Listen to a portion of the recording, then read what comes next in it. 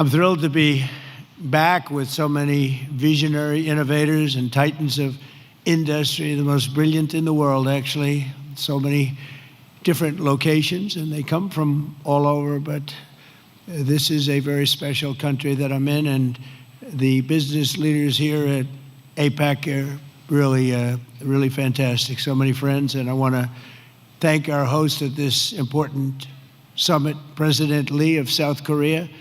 He's a terrific person, and I'm going to be meeting with him this afternoon, and I look forward to that very much. The Republic of Korea is a cherished American friend and a close ally, and as we can see in this beautiful city, it's truly one of the most remarkable nations anywhere on earth. Here in this peninsula, the people of South Korea have forged a miracle of economic development like you rarely see, an industrial and technological powerhouse, and above all, a free society and enduring democracy and a thriving civilization, and I want to congratulate you. It's very few places like it. The entire world should be inspired by all that you have achieved, and they study you, and they do so much to understand what you've done, but most of them don't get it, and that's probably good for you. Keep it this way. Most of them don't get it. They want to get it, but it doesn't quite work out for them the same way it works out for you, so that's a great tribute to you. We have some very special people with us today, and I want to thank for the great job he's done, and also for being here, Secretary of State Marco Rubio. Marco, you're around here someplace. Where's Marco? Marco, thank you.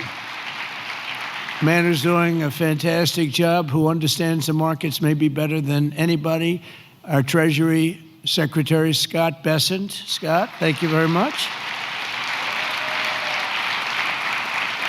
And somebody that you're dealing with, who you made a very good deal with, because you have very good negotiators, but he's pretty good too, Howard Lutnick, Secretary of Commerce.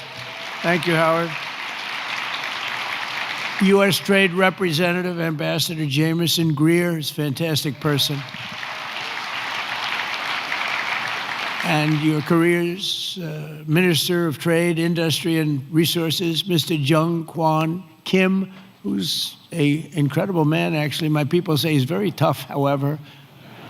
We wish we had somebody of a little bit lesser caliber, but they decided not to do that. And so many other distinguished guests are here, so I just want to thank you very much. It's an incredible room. It's a beautiful room, by the way. All those beautiful people up there, so high up. This place is packed. Thank you. Look at it, we're waving. Thank you very much. But as you know, APEC unites Pacific nations around our growing economies and promoting our shared interests. And today I come with exciting news from one of the largest Pacific nations. We'll call ourselves a Pacific nation, but one of the largest of them all, the United States of America.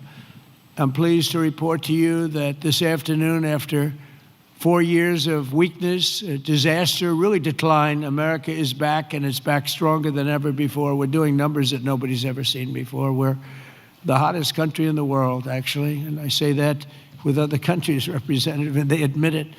But I do say it very proudly. 1 year ago, our country was in very, very serious trouble. Some people thought our country was dead. Now we're literally the sort of an inspiration to a lot of other countries. We are indeed, I use the term hottest country, but we're the hottest country anywhere in the world by far. The United States is blessed with right now, the strongest economy, the strongest borders. This all happened over the last 9 months. The strongest military, the strongest friendships, and the strongest spirit of any nation on the face of the earth. This is a golden age in a short period of time. I knew we could do it. I didn't know we were going to do it this quickly. It's a little bit more than 9 months. So in less than 1 year, we've secured commitments for over $18 trillion of new investments. As an example, the previous administration, in 4 years, they did less than $1 trillion. I think much less, actually, and hurt our country very badly. Who would have known? But we're going to be 18, so I figure that we'll probably be at 20 or 21, maybe even $22 trillion of investments coming into our country by the end of the first year of my second term. And, you know, we had a tremendously successful first term. We had the strongest economy in history for our country, strongest we ever had. But this is, I think, blowing it away. We have great policy. We have some very good things happening. The stock market, as you know, is set 45 all-time highs since in a period of, it's pretty good, in a period of 9 months, breaking new records week after week, including one just yesterday. We set the record GDP growth in the second quarter, and that's with all of the things that we're doing. When they are built in a year and 2 years, we're going to go through the roof. I mean, we're going to see numbers that I don't think have ever been seen before. But even during this period of a little bit of a period of transition, you could call it, because I think we're in an economic revolution in America. We went at 3.8%. We're up 3.8% GDP, triple and even quadruple the rate that a lot of people thought we'd be. They thought that during this period that we'd be at a much lower rate. Some people predicted 1.5, and we're going to be very close to 4. The next quarter, we're expected to be at about 4% growth.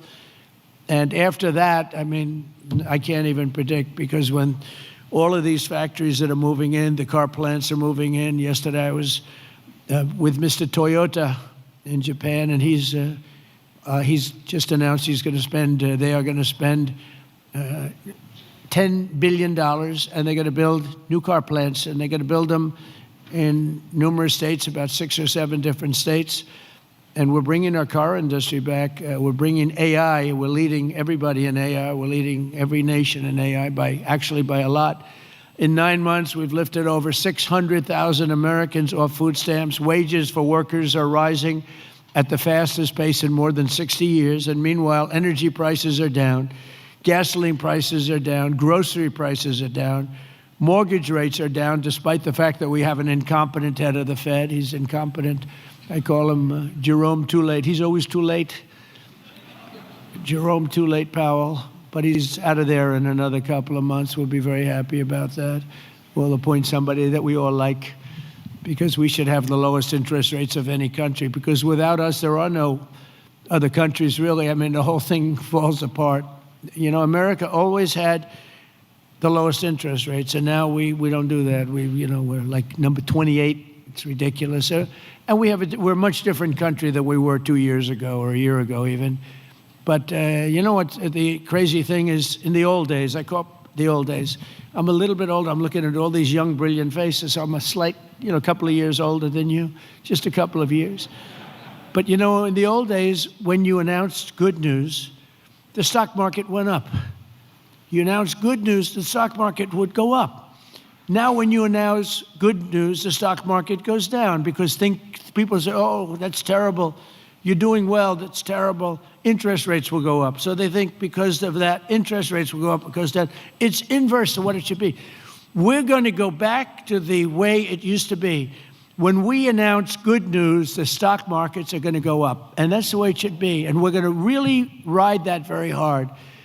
And when we announce good news, we're not going to have a Fed that's going to raise interest rates because they're worried about inflation in 3 years from now or something. When we announce good news, we want the stock market to go up, not to go down. And the scourge of inflation we inherited. We inherited the worst inflation ever that we've ever had. I inherited from incompetent people, and now we're down to a very low rate of inflation, 2.7%. And it's going to be a little bit lower than that. It's almost a perfect number. Believe it or not, you don't want to have 0. You want to have like 1% to 2%, and we're very close to that number. But we had inflation the worst in the history of our country. But factories are booming in the USA, and manufacturing productivity is rising 5 times faster than it was just 1 year ago. Think of that. Steel production is way up by 155,000 tons a week. Oil production is through the roof by 500,000 barrels a day. And mining of clean, beautiful coal, I call it clean, beautiful coal, is up by 2.6 million tons every single month. And we brought coal back into the picture. What you can do with coal today is incredible. So I call it clean, beautiful. I don't use the word coal, I say, because it's got a little bit of a problem, public relations-wise, the word. So we call it clean, beautiful. My administration's not allowed to use the word coal. They have to say clean, beautiful coal. We've given it a new name. It's a three-name deal. Even semiconductor manufacturing is rapidly returning to the United States. NVIDIA and TSMC have just produced the first state-of-the-art Blackwell chip that was 100% made in the USA. In fact, Jensen, who's an incredible guy, he might be here, I don't even know. Is Jensen here? I think he's around. Somebody said he's here. How is he? Pretty good, right? Got a chip that's like 10 years advanced, but he's great. And they're all, building now. They're building tremendous plants in the United States, Arizona, Texas, all over. We're going to have a big portion of the chip market just in a very short period of time. But these tremendous strides are also creating great jobs for our citizens. 1.9 million more American-born workers are employed today than when I took office 9 months ago. Think of that. Almost 2 million people more American workers. Nobody's ever had numbers like that. And those numbers are going to get much bigger, much better than that when we open these plants that are being built all over, the AI plants. I've never seen plants this big. I built shopping centers, I built a lot of things, but if you spend 250, 300 million, you can build a big shopping center. These people are spending $50 billion to build a building. And I say, what's your product? Information. I said, well, good luck. That's a lot of information you're going to have. But, they're the smartest people in the world are doing it, and they all think it's great. All I can do is make it easy for them. And what I've done, one of the things that I'm most proud of, because I thought of it like every, country, our electricity production, our energy production is not, it's not, nobody ever saw this kind of a revolution with the AI. And what they need more than anything is electricity. So if a country was able to do that, it would be, pretty unusual. It would be very hard, maybe you could say impossible. So I came up with a concept when they build this massive plant, sometimes the size of Manhattan. Think of that. The size of Manhattan, these plants are the biggest. I've never seen anything like it, actually. Nobody has. There's never been anything like it. But I let them build their own electricity generating plants with it. So they're building their own electric. They're sort of becoming an electric producing company in addition to all of the other things that they produce, including information. And what they're able to do is start immediately. We're giving them very fast permits. We're no longer having them wait for 10 years, 12 years, 15 years prior to rejection. They'd go 15 years and then they'd get a vote, a rejection. And by that time, their concepts were old and obsolete anyway. So, it's terrible. And we're getting it done rapidly, literally rapidly.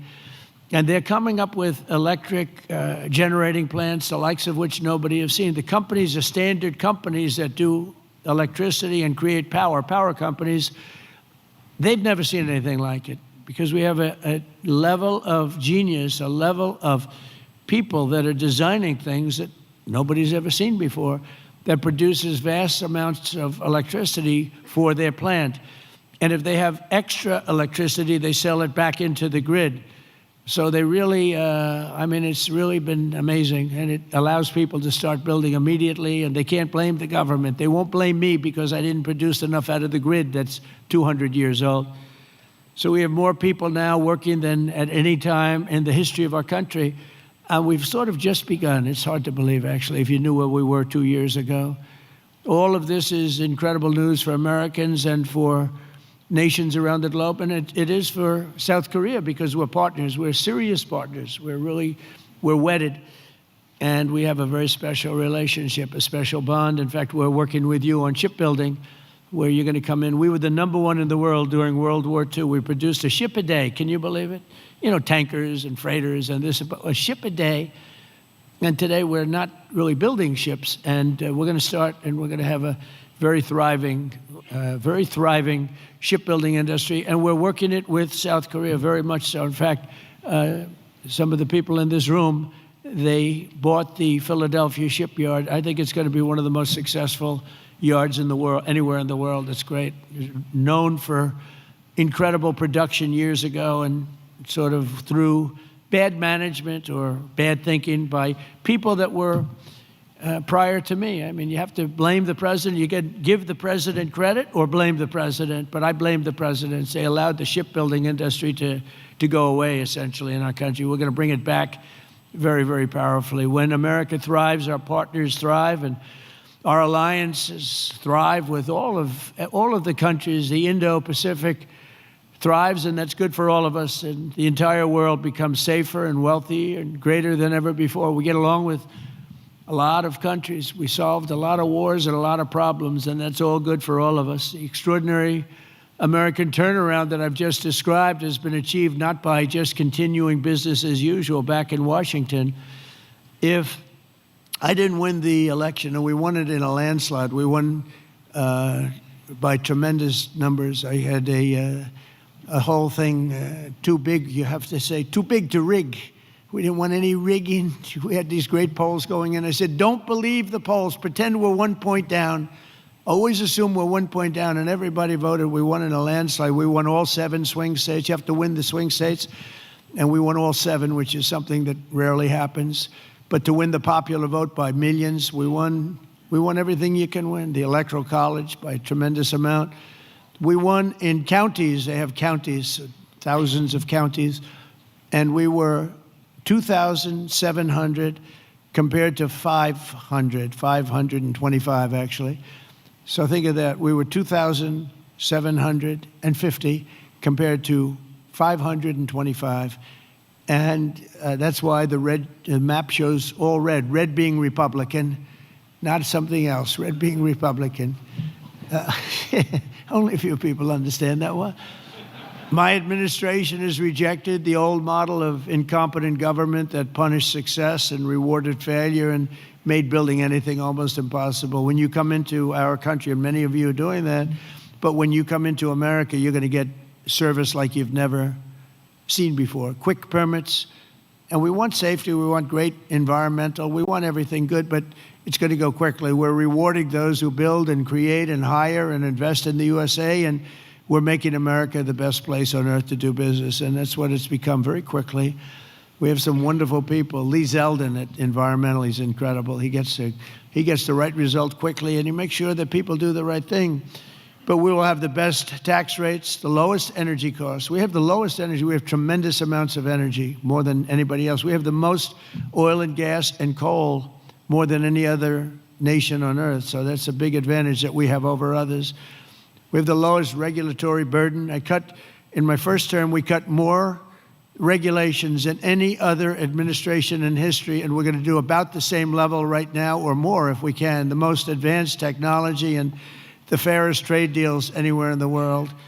And for decades before I took office, our country was run by legions of bureaucrats who were always looking for a reason to say no. Why? How can we say no? They wanted to say no. They thought that was their job, and it's really just the opposite. We work to say yes. So now we have a president in the White House who cuts through the red tape and excuses. We don't stand for excuses, and says yes to big ideas and bold initiatives and grand ambitions so that America can have great industries, great dreams, and to be the greatest nation on earth, which is where we are now, actually, in a very short period of time. We're rebuilding things that are incredible. We have the strongest military in the world. We have the best equipment. We have the best manufacturers of equipment. And South Korea is buying a lot of our weapons. We make the best. We have the planes and just about everything other than ships, and we'll be there very shortly with ships too. But the only reason it's not ships, because, I don't know, for some reason they stopped doing that. I guess they went on to other businesses, but there are some basics in life, and one of the things you need is ships. I always say you need steel, you need aluminum, you need this. There are things you don't need. A lot of things that a country doesn't need them, but things you need steel. Got to have steel, and we're redoing our steel, and some of the people in this room are very involved in that. We're redoing our industry. We're starting to produce large amounts of steel, massive amounts of steel. We'll be right at the top in a very short period of time. The mills are opening again, and they're opening up big. And again, it's national security, and it's because of tariffs. We're reclaiming our heritage as a nation of builders and doers, and we're pioneers in a sense, but we're really doing it again, but we're doing it even better than we did the first time, which is the first couple of 100 years. And we're pursuing this vision with unrelenting drive and really unprecedented success. In July, I proudly sounded law. It was very important. I went in to the archives. We looked at every possible thing you could look at, and I signed into law the largest tax cuts in American history. And as you remember, in my first term, we cut taxes from 39% down to 21%. And now we've done even better than that, putting more money in the pockets of American families that make up the largest consumer market on earth. For businesses and manufacturers like those in this room, our tax law includes 100% expensing for all new factories, plants, and equipment. So that means you can write everything off in the first year. So that's like we had in the first, except this goes for a period of 10 years, whereas the other was over a much shorter period of time. And I actually think that we had such tremendous success. I always said that was the single most important thing, the expensing, the one-year expensing. Upon taking office, I signed executive orders that require that for every one new regulation, 10 old regulations have to be eliminated. I did that in the first term, too, and it worked. So if you want a new regulation, you have to get rid of 10, and already we're exceeding that limit, reaching closer to 30 to 1. Our people have done that, our great secretaries and other people in the administration. So we've been actually at a level where we sign in a new regulation, they get rid of 30 old. We're sort of cleaning up the books because many of these regulations are obsolete, they don't belong, and some were so horrible, they were obsolete, but they really stopped projects from being built, and we're getting rid of all of them.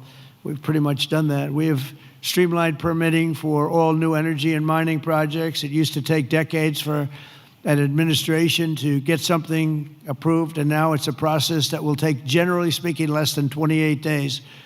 In addition, across government, we're guaranteeing a rapid and expedited regulatory review for all new projects in the United States, and that's worth billions and billions of dollars to industry. You spent more money on trying to get something approved than you do in building the plant itself. You know, in Louisiana, my first term, there were 2 plants, and one was financed by a tremendous group of Japanese investors, and it was about $16 billion, LNG plants. Another one was financed by people from South Korea and others. LNG, both of them, massive LNG. They were in the review process. One was 15 years, one was 16 or 17 years, and they were then told, forget it, we're not going to get it approved. So I came into government, I heard about it, and I love Louisiana. We did very well there. We did well in just about all the states, but we did really well in Louisiana. And so I got involved. The one plant that was in for almost 15 years, I got it approved in one day.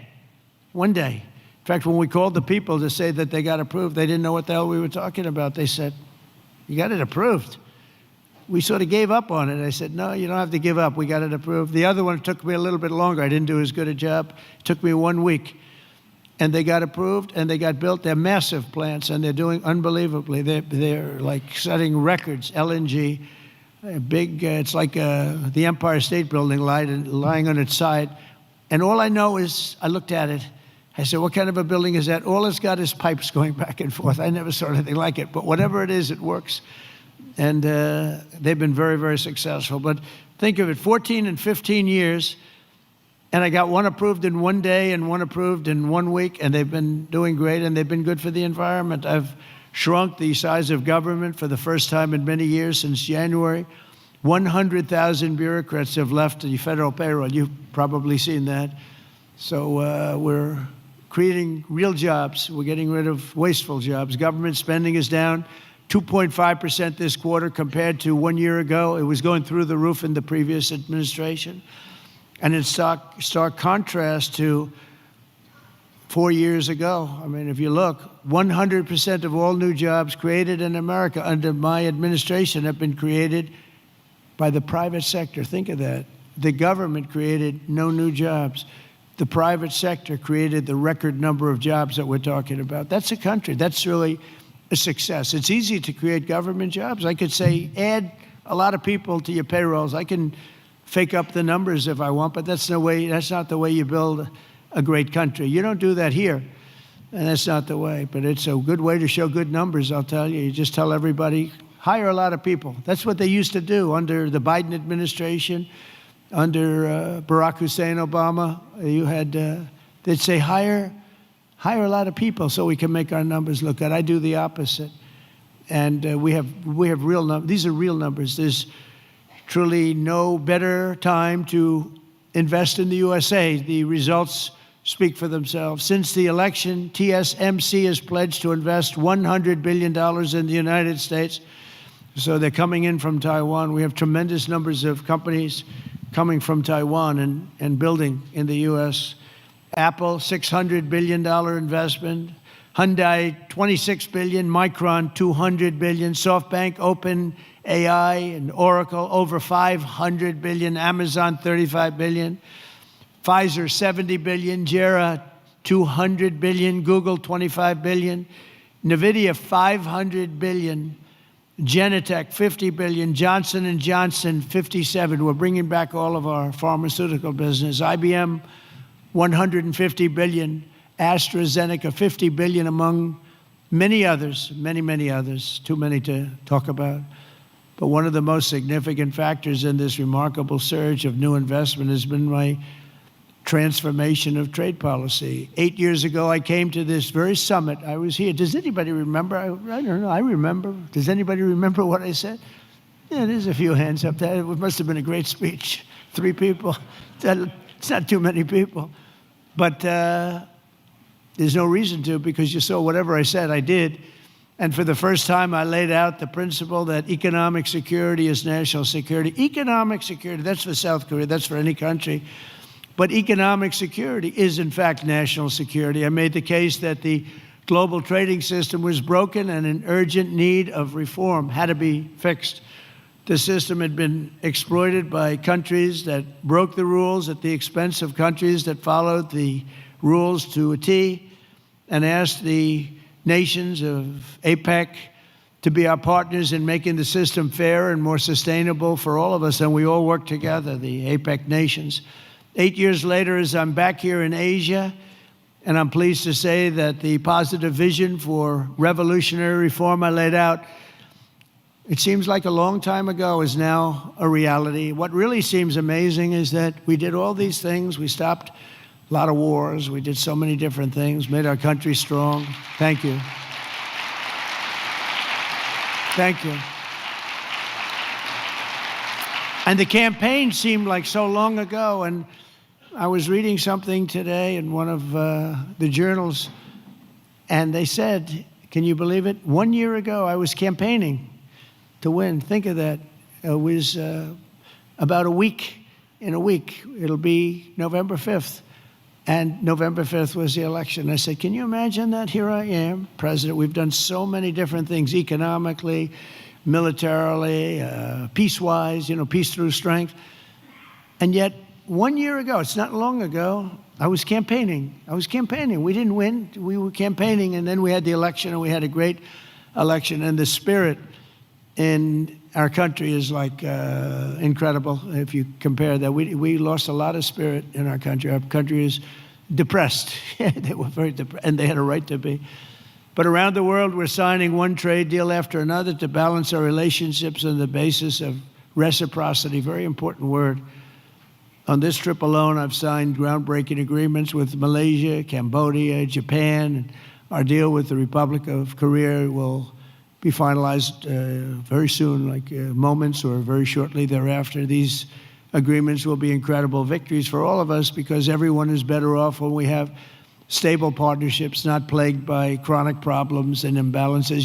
Probably you know that President Xi of China is coming tomorrow here, and we're going to be, I hope, making a deal. I think we're going to have a deal. I think it'll be a good deal for both.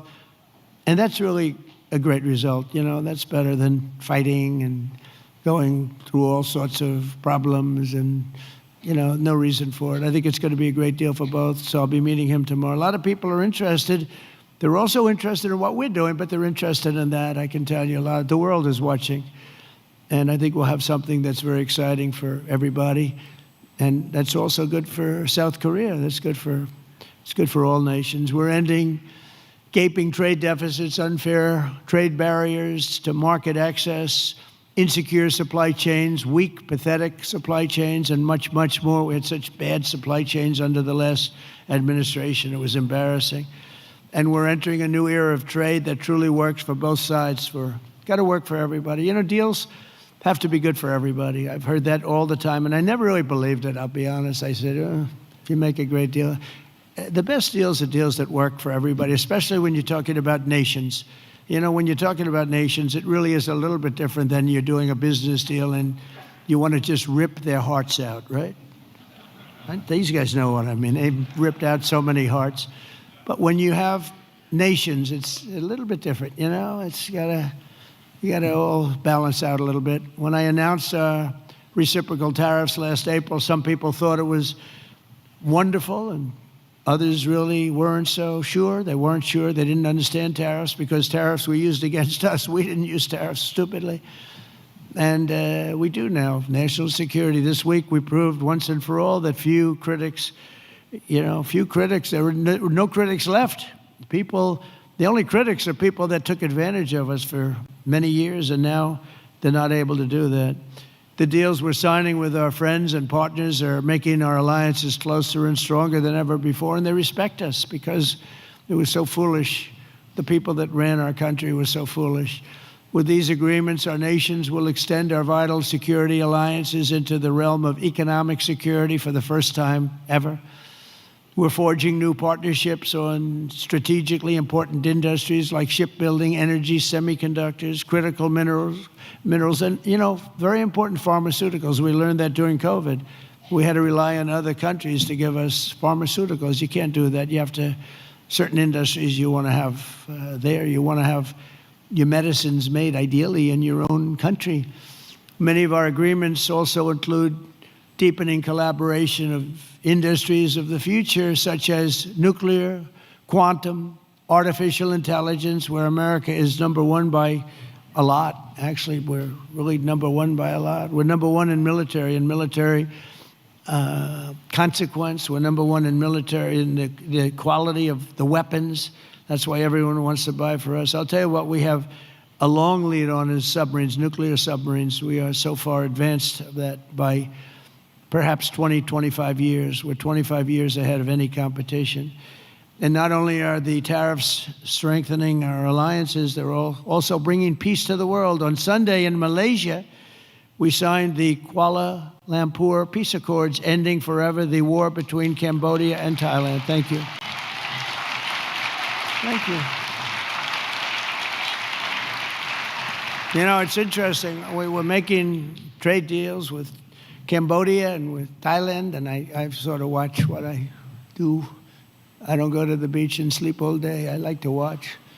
And I see Cambodia, Thailand, among many other nations. And this is true for numerous other deals too. But I see Cambodia, Thailand, and I read a front page story about the fact that there were thousands of dead people along the border.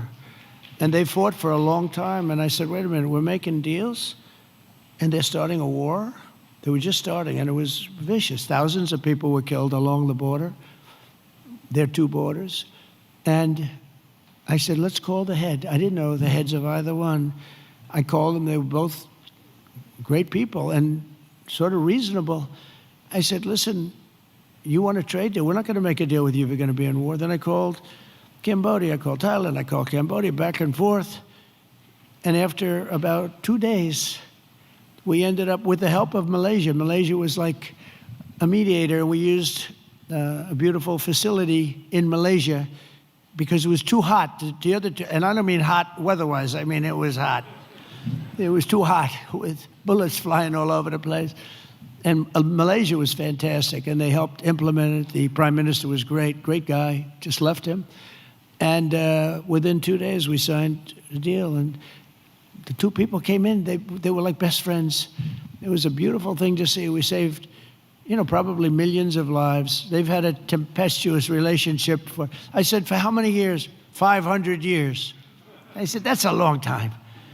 That's a long time. But we think this is going to be, hopefully, I use the word everlasting. Same thing in the Middle East. We hope it's going to be everlasting peace. They've never had peace. They've 3,000 years, and we signed in the Middle East. But I've ended 8 wars in 8 months, and in many instances, trade has played a big part in getting those wars ended. On top of it all, tariffs now projected to reduce our deficit by $4 trillion over the next 10 years, and I think actually much more than that. That's national security, because you can't have deficits and you can't have debt all over the place, and it stops inflation and strengthening the dollar and ultimately balancing our federal budget, which I think we're going to do very quickly, only because of our policy of fair tariffs. And for any company that does not wish to pay the tariff, I say, you could build your factory in America. If you build your factory in America, there are zero tariffs. But, again, going back to the wars, it's so important. If you look at India and Pakistan, so I'm doing a trade deal with India, and I have great respect and love. As you know, for Prime Minister Modi, we have a great relationship. Likewise, the Prime Minister of Pakistan is a great guy, and the Field Marshal, they have a Field Marshal. You know why he's a Field Marshal? He's a great fighter. He really is. He's a great guy, too. And so I know them all. And I'm reading that 7 planes were shot down. They're going at it, and they're really starting to go. And it's a big thing. These are 2 nuclear nations, and they're really going at it. And I called Prime Minister Modi. I said, we can't make a trade deal with you. No, we must make a trade deal. I said, no, we can't. You're starting a war with Pakistan. We're not going to do it. And then I called Pakistan. I said, we're not going to do trade with you because you're fighting with India. And, 2 nuclear nations. And they said, no, you should let us fight. They both said that. They're warring. They're strong people, I'll tell you what. Prime Minister Modi is the nicest looking guy. He says, and he looks like you'd like to have your father, like, he's a killer. He's tough as hell. No, we will fight. I said, whoa, this is the same man that I know. But after a little while, and they're good people, and after literally 2 days, they called up and they said, we understand, and they stopped fighting. How is that? Isn't that amazing? Now, you think Biden would have done that? I don't think so. Most people wouldn't have thought of it, but, they wouldn't have thought of it. No, but here we are, we're doing deals. So you add an extra sentence, and you say you have to stop shooting at each other. 7 planes were shot down. You have to stop the war. And they stopped the war. And if it weren't for the tariffs, I said I was going to put 250% tariffs on each country, which means that you'll never do business. In other words, there's nothing you can sell for 250%. That means that's a nice way of saying we don't want to do business with you. You don't have to say that, because that's a nasty, we don't want to do business. No. You say we're going to put 250% tariffs if you don't stop the war. And they understood that, and within 48 hours we had no war, no people killed. I mean, it's makes me feel so good. It's we saved millions and millions of lives with all of them. Azerbaijan. If you look at it, just take a look at that one. That was going on for, I think, 38 years, right? And President Putin called me. He said, "It's amazing. It's amazing. We couldn't get that war stopped. 38 years it went on, millions of people killed, and we got it done." And the 2 countries came in, and they were in the White House, and they started off here. And they got closer, closer, closer, closer. After an hour, they were hugging each other in peace. It was amazing, actually. It was beautiful to see 2 very good countries, 2 very good leaders. One was there for 22 years, one was there for 7. And they both said, my entire political life, all I did was shoot people on the other side. And we got it closed up. And we did that 8 times. The only one I didn't do is Russia, Ukraine, but that'll get done too. That'll get done. I thought that was going to be an easy one because of my relationship with President Putin. He turned out to be a little different, but I think it'll get done. It would have never started if I were president. That war would have never, ever started. So we've used trade to create peace in a lot of different locations. We also solved the war in Africa, Congo, Republic of Congo, and Rwanda. That was much smaller to do with trade, more to do with common sense. They were fighting for years. 10 million people were dead, and we got that one done too. So we did a lot of them. We did 8 in 8 months, and I think the other one's going to come along. I really think so. I thought that would have been one of the easier ones. Who would have thought we created peace in the Middle East but didn't get Russia and Ukraine? Because peace in the Middle East was undoable. They're shaking their heads. They're agreeing. It was undoable. We got it done. 3,000 years, okay? They never had peace. They never had anything like it. We have all countries signed up, and the level of spirit and everything. I think it's going to hold for a long time, hopefully forever. Hopefully that's an everlasting one too. So in conclusion, at some point in your careers, every great business person and CEO in this room today has faced critics who said reform, innovation, and bold action would only lead to a total disaster, but none of us would be here if we had listened to the small minds with no vision. These are small minds with no vision. They had no understanding of success. They had no understanding of life and death. True success comes from having the confidence and the courage to prove the doubters wrong. And oftentimes you'll go the opposite way of almost everybody, and you'll be the one that's right, and the others will be the one that's wrong. And that's where you have your greatest successes. And that's what America and our Indo-Pacific partners really are doing this week, and what our businesses and entrepreneurs do each and every day. That's what you do, the most successful people in the world. Together, we're solving the challenges that no one before us has ever been able to solve, and we're forging a free and open Indo-Pacific, and for all of the people, we're creating a future of dignity and security, prosperity and pride. From the rolling hills of San Francisco to the gleaming streets of Seoul, from the bustling factories of Toledo, Ohio, to the bright lights of Tokyo, from Pittsburgh to Palawan, from Boston to Bangkok, from Detroit to Da Nang, and from Cleveland to right here in Gwangju. Nice place. Did I do good with that one? Did I do okay? Gwangju. Good, beautiful place, by the way. We're strengthening old friendships, forging new bonds, building new factories, pioneering new industries, and creating a dramatically better world for our children and for generations to come.